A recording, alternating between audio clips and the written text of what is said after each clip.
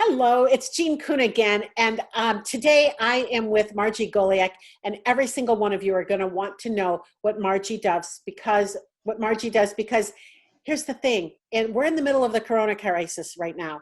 You want to be Margie's best friend, right? How are you, Margie? I'm doing good. Thanks for having me today. You're so welcome. I want to share a little bit about who you are here before we start talking about what you do, okay? Great. So Margie has been a wine consultant. Oop, right there. We already know that we love you, right? With Wine Shop at Home, a winery from the Napa Valley, California area. She began her journey with them in 2012, and her first goal was to gain some selling skills and earn $300 a month. Margie, a whopping $300 a month, that's what you wanted to earn? That's what I wanted to earn. I joked with my husband, if I just made enough money to pay for our wine habit, we would be ahead of the game. Awesome. But you quickly fell in love with this, right? Absolutely. Absolutely. And now you're really passionate about, because now this is a support for your family. You're now supporting your family with your wine business.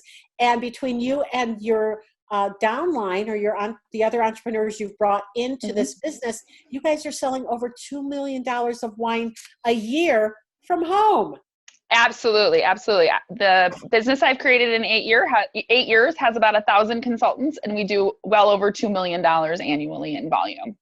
That is crazy for a at-home business, direct sales company, in my opinion. I've never met anyone who has created that kind of an income from direct sales before. So first of all, high five to you and congratulations. Thank you. Trust me, it's not anything I ever believed I was able to do. So I think I know a little bit of your story, but tell me it's crazy. Nobody ever joins. I've never heard anybody say, I'm going to join a network marketing company so I can learn how to sell. Absolutely. Absolutely. Tell me Yes. about that. So my story is I was out in the workforce right out of school, out of college. I had a business-to-business selling job. I worked in the construction industry, and I could tell you it was not for me. It was not anything I wanted to grow up and do for the rest of my life. And I had a busy husband, and when I started a family, I decided to take some years off and raise my kids. And I thought it would be a year or two that I would stay home with babies. And next thing I know, 10 years had flown by. And a friend approached me and said, hey, you should look into this network marketing gig I'm doing. I'm selling skincare. And I looked at her and said, no way. You will never catch me doing a business model like that. I am not posting on my Facebook page every day about buy some product from me. I was actually kind of rude, Jean, if you really must know. That's funny. It's true. It's a true story. And that night, my husband and I were chatting about this conversation I had with a friend. And I said, the only way you would catch me selling something in somebody's home is if it were wine. And I guess that you probably had a glass of wine in your hand as you were discussing this. The only way Probably true. And for whatever reason, it was one of those moments. It stuck in my head, and I was at a good transition point in my life. My children were matriculating into school, and we had a very busy lifestyle. I have a husband who was at that time traveling 80% of the time, and I was feeling very disconnected with the changes in the business environment. So I just Googled at-home wine parties. I don't even know why. Wine shop at home. I literally don't. Wine shop at home. I always joke. I had my very first smartphone, and I was doing it from my smartphone 8 years ago. Isn't that crazy? We couldn't put those down 8 years ago, right? We always had them in our hands 8 years ago. It's like brand new. And after I looked at the opportunity, I thought to myself, you know what? At a minimum, I'm going to gain some selling skills. I'm going to get back into, what's it like to be on a conference call? What's it like to sell? And when I decide to go get a real job, I'll be able to sit down in an interview and talk about how I grew a sales territory, or I doubled my my volume. They don't need to know if I doubled it from $1,000 a month to $2,000 a month. And most network marketing companies, including Wine Shop at Home, have a very, very low cost to entry. So I thought this will be an inexpensive education. So that truly was one of my first goals, just to work on those sales skills and those presentation skills. That is, first of all, high five to you for always wanting to improve yourself through selling, right? I think so many people, they look at a business and they're like, I'll do anything, just don't make me sell, right? And here you are going out there and like come on, let me get some skills. Let me start selling something. Absolutely. I mean, Zig Ziglar says it best. We're all in sales. So even if you don't think you're in sales, you're selling your children on doing something. You're working with other departments trying to get them to do something. So Yeah. So now you're not selling skincare. You're selling wine. So tell us why you chose wine at home. What's unique about that? Wine so shop at home. I'm sorry. oh, you're fine. So one thing I've absolutely loved about Wine Shop at Home is we truly sell an amazing product. I'll be the first person to tell you when I first got involved, I knew I liked wine. I mean, my wine knowledge was I like red wine. That was about it. Okay. I knew so little about wine that if I read a recipe and it said add a dry white wine, I would get nervous because wine is a liquid. So I thought to myself, how can a wine be dry? I mean, that truly was the extent of my knowledge. But of course, over 8 years, I've probably done 700 in-home parties. And in a year, I probably personally sell $75,000 worth of wine. I have learned a lot. I've learned a lot. And our product is amazing. We have an award-winning winemaker. He has won hundreds of medals at competitions all over the United States. And what I find my clients really enjoy about our wines is we make wine in a clean style, in an old world style. It's very different than what you're going to buy in the grocery store. A lot of people do not understand that your average grocery store wine has about 300 ingredients in it. Wow. They want it to look the same, smell the same, be the same all the time. My winemaker makes our wines with 3 to 8 ingredients. So we are talking about no extra sugar, pesticides. You know, I don't want to launch into a chemistry lesson here because I don't want to bore anybody, but the feedback I get from my clients is, Margie, you sell headache-free wine. Oh, interesting. Right. So you've got, what's the winemaker's name? Our winemaker's name is Alex Rabelais. So Alex is in the back, stomping the grapes, adding 3 more ingredients. Absolutely. I would say he's quite stomping the grapes, but he truly is an artist. He is part artist, part chemist, and he's one of the best winemakers in the world. And a lot of people don't understand this, but some of the best winemakers in the world, they come to California and they want to work for Napa Wineries because they're given creative freedom. And that's what he has with us. So I have wines for sweet wine lovers. I have wines for big, bold, red wine lovers.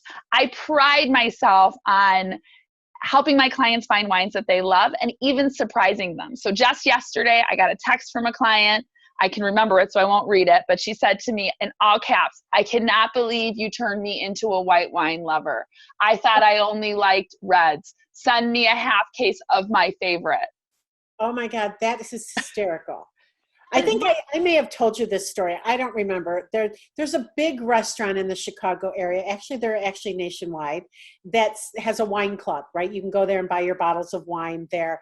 And I belong to the wine club, and I really only like sweet wine, right? So, and I walked in one day to pick up about 8 bottles I had there. And I was picking a bunch of sweet wines, and I had 2 bottles left. And I said, what do you suggest, right? What do you suggest? I picked what I liked, and I said, what do you suggest? He said, I suggest you learn something about red wine. And I said, I'd like to cancel my membership, right? That's crazy. Because that was really rude, basically saying that it didn't matter what I liked, right? I should know how to drink a dry red wine. And it's not accurate. I can tell you in the hundreds of parties I've done, there are very experienced wine drinkers out there who are drinking a lot of sweet wine. So I knew it. I knew it. So I love the fact that you know what they like, right? And you'll have them try something different that they might not normally have liked. And that is not norm from the people I know in wine. They're like, oh, they're kind of wine snobs, right? Are you a wine snob? No, I always joke my favorite glass of wine is the open bottle, right? And I think that's one of the things I love about Wine Shop at Home is I call it edutainment. when I'm working with a client, whether it's one-on-one or in a party session, or, we've taken it virtually during this time, I always say to them, my number one goal tonight is that you learn a little bit of something about wine and you have fun. That's all I care about, are those two things. And well, let's talk about that for a minute, because how are you doing that now? This is the end of April. We've been shut down in 2020. We've been shut down with the coronavirus, and so you've had to take your business online, 100% home party wine tastings online, right? How are you doing that? 100% home party business. I mean, if you asked me what I did, I would look you in the eye and say, I have a home party business that I am very proud of. And I'm still very proud of it. I have to admit, when this first happened, I spent about a day feeling very sorry for myself. And I think within a 2-hour time frame, every single hostess I had upcoming, which was about 15 of them, canceled on me via text. And I think I'm like everybody else. I kind of went into a pity party. But one thing I trained my team on is, okay, you're allowed to have a pity party, but then you got to snap out of it. So you got to move forward. So very quickly, it was time to pivot, right? Pivot. So I learn by doing. One of my favorite sayings is from Eric Worre, and he will say, you can't learn how to do something and look good at it at the exact same time. Right? 100%, yeah. Yeah. And so I dove into the online arena, started with Facebook's parties. I've done some one-on-one consultations via Zoom. I think I invented the Zoom happy hour before it became popular. I mean, I swear to God, I think my first Zoom happy hour was day one, before we were even sheltered in place officially. And we're having a lot of success. And what I'm really finding is, even before we came into the shelter in place period, yes, I sell wine. I'll be the first to admit it, but I'm really in the people business. And my expertise was really connecting people, building friendships, building fellowship. I cannot even tell you the number of people who have made new friends at our tastings. I cannot tell you the number of hostesses who've said to me, wow, you know what? I really love to entertain, and you made this so easy. So I took that online, and it's my job to connect people, bring them together with their friends. Wine is social, after all. And I'm taking that philosophy online, and it's working. So tell me how you're doing that, because I'm interested, right? I want to know how you're getting that glass of wine, Mrs. Jetson, into their hands, right? And maybe you've got some chocolate or some snacky things to go along with it, and turning that into a wine party. Tell me how that happens. Tell me how this works. So there's a few ways I do it. Traditionally, when I do a wine party in somebody's home, my hostess gets a sampler. She gets an incredibly great deal on 6 bottles of wine, and she shares it with her friends. So I'm still doing that, right? And I have some hostesses that are drinking the wine and telling their friends about it. I have some hostesses that are doing porch pickup and telling their friends, come by and pick up your favorite bottle. And then we're all going to get online and share about the bottles that we are drinking. I have some hostesses who are, it's so cute, those little like takeout sauce cups that you can see. Yeah. They're buying those, and they're divvying up the wine, porch pickup, and their friends are coming to pick them up so they can all taste them at the same time. How fun. That's a great idea. Absolutely fun. And it's a nice break from our current situation, because what I'm finding is, sure, a lot of us are still getting online with friends and having a glass of wine, but our conversations seem to revolve in those unstructured environments around what's going on, which isn't always positive, right? So what I'm finding in my tastings is, we're not talking about the political environment or the health environment out there. We're talking about wine. We're laughing. What I really love about that is the fact that it does give you something else to talk about when you're together, other than what's going on. Because it seems like most conversations always shift to COVID, right? Always. I'm also having a lot of luck with people who are gathering, maybe 4 couples, 5 couples, and they're pre-ordering from me. So they're saying to me, hey, we want a really nice wine experience. Here's what we like, Margie, put together a package. And they're maybe 4 couples are splitting 12 bottles of wine. They each get 3. And then we're having a Zoom event like this where I focus on giving them a little wine education and tasting experience. So how long does it take to get the wine then in order to do a party like that? From the time you place the order, how long before they have the wine? About 5 to 7 days max. Oh my gosh. First of all, how awesome is that for your business that you're pre-selling before you even go there and then you're selling again, I'm guessing? It's amazing. It is honestly such a blessing right now. And I'm not going to lie to you. I'm a people person. You can probably tell just from this. I got that. Yeah, I got that. You get that vibe through the Zoom screen. You know, I always joke I was not born to shelter in place, right? Me either. But I was born to go barefoot, so I'm kind of loving this. So I'm finding, and I'm teaching my team this too, that, hey, when you connect with people and you build your client base this way, it's going to fill your cup too and make you a better mom and a better wife and a better friend and a better daughter, a better son. So it's a win-win.